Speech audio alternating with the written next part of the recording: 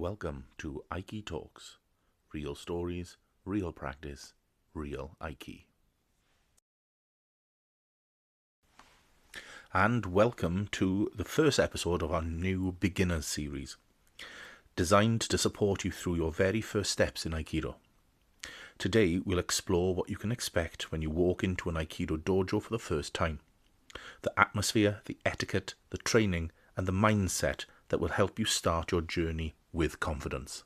Now, you may be wondering why I've created this series, and it is my intention over the next couple of months to start my very own Aikido club, and obviously this is a way for me to get my ideas down onto, well, I would say on paper, but also to help people out who may be starting, who may be thinking about Aikido, or people who have actually done Aikido for a while, and just to think about other people's perspectives, because it's important to have those on our journey also. So the first thing I would like us to think about is the dojo itself, but the dojo as a place of practice. So Aikido is not only a martial art, it's a training space for mind, body and spirit. Moryu Shiba, the founder, or sensei, emphasized the importance of inner cultivation in his writings and his teachings.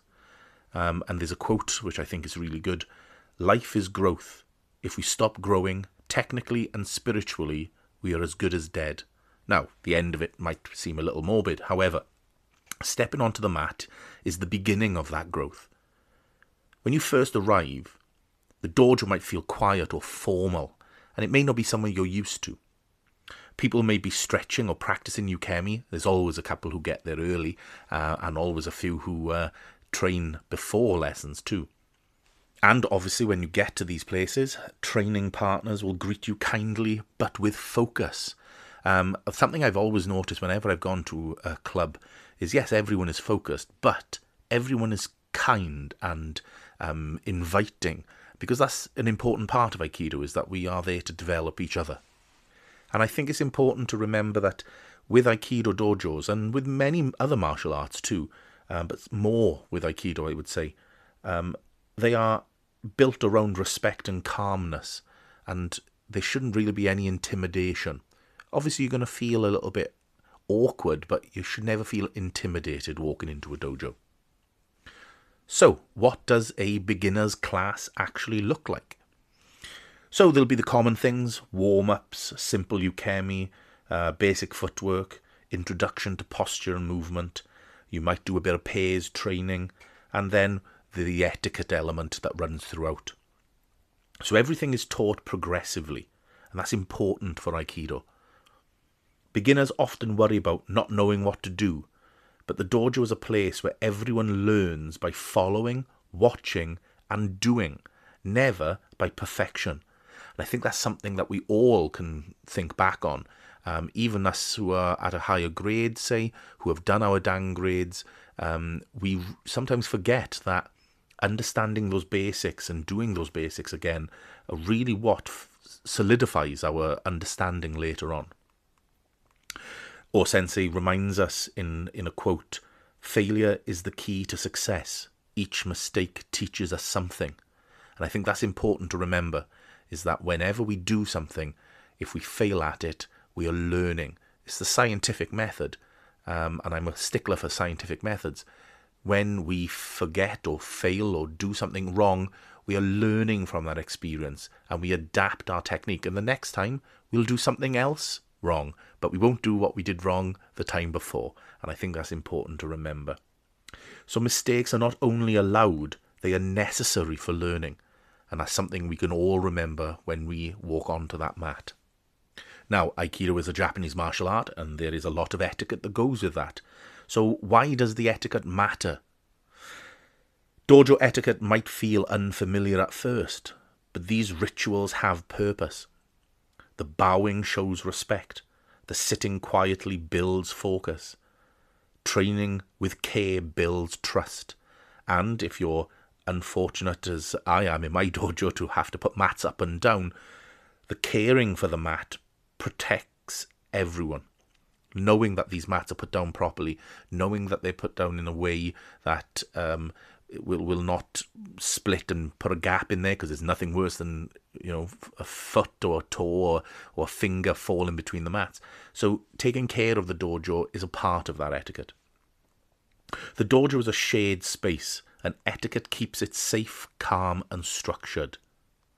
Now, Kisamaru Yoshiba explained that Aikido is inclusive and respectful spirit.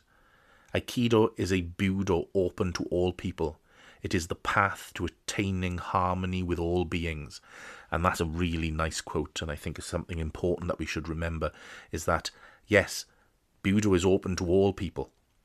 And when we train with harmony with each other, when we train with trust, when we can do these things, we are building that harmony, not with just the partner, but we are building that harmony with all beings. We're changing our mindset, and we'll talk a little bit about mindset later on. So the harmony begins with simple acts of respect. And that's something, again, that I am going to try and take forward into my training, as I have done for many years, but it is still something I need to continue to work on, because it is with that respectful training that we will improve. So, what is it like working with a partner as a newcomer? Well, you will often train with someone who is higher grade than you, more knowledge than you, and that's not a bad thing. They will impart some of their knowledge onto you with subtle conversation or subtle hints, but the person you listen to is obviously your instructor. So Aikido is a cooperative martial art. Every technique requires two people working together. You will take on two roles. That is Yuki, the attacker who receives the technique, and Nagi, the person performing the technique. Both roles are equally important. And this is a fundamental, I believe in, that a good Yuki becomes a good Nagi becomes a good Yuki, but you have to train in both. Receiving Ukemi is as important as throwing someone to do a Ukemi. And I think that's something that I certainly have tried with throughout my career, is that I try and Yuki as best as I can, and I never shy away from taking Ukemi from a technique. Gozo Shioda sensei warned against skipping the basics, and I think this is important. Skipping the basics is something that we all are guilty of now and again in our journey. You have to master the very basics solidly with your body, without any grasp of the real thing. Now, obviously, doing the basics, and Sensei Shioda says that doing the basics is very important, and you must train them, master them with your body. Go for it and really attempt everything and try hard to master those basics, because fundamentals are important to those later techniques. And as higher grades, the fundamentals are hidden in our techniques. They are subtle. We can boil them down to those basic things, but they look different at a higher grade. So when you start in your journey, don't forget that we were all there, and learning where to put your foot, how many steps to take, where to place your hand is all important. You really need to master those to be able to get to those higher grade techniques. This is why early partner work feels slow and structured, but real skill is built carefully.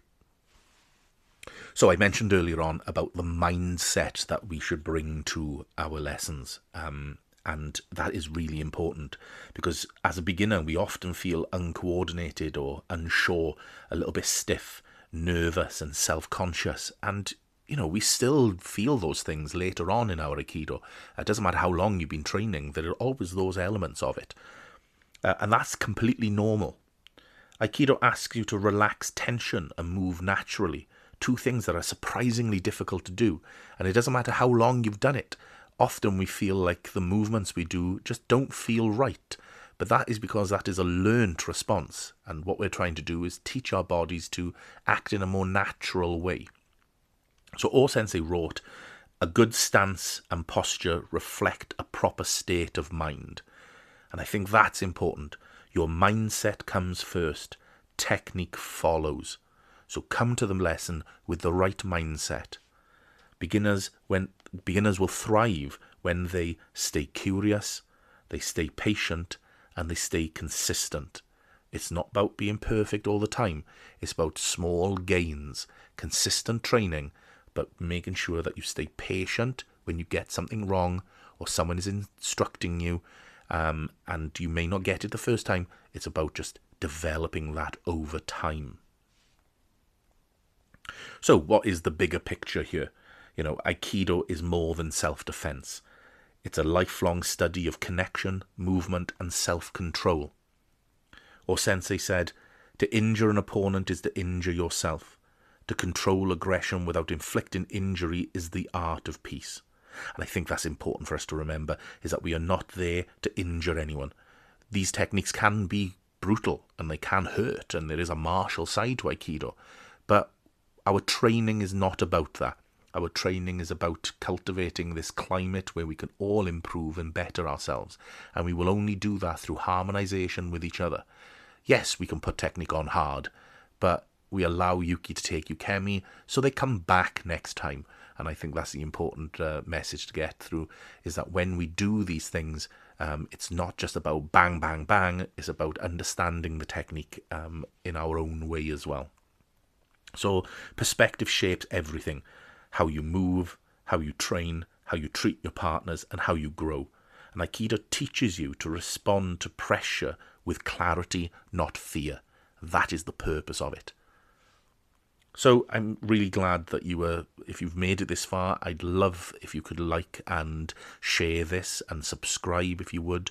I would be really grateful for that, because this is, a personal project. I'm doing it for a bit of fun, but if it can help people and be spread about, I'd love that. So if you're just starting out, remember, you don't have to be strong, flexible, or confident. You only need to take that first step onto the mat. And then this series for beginners will continue, and I'm hoping that we'll discuss Ukemi in a bit more depth, and what that is, and the art of falling safely, and why it forms the foundation of Aikido. Thank you for joining me for Aikitalks. Until next time, stay centered, keep training, and take care.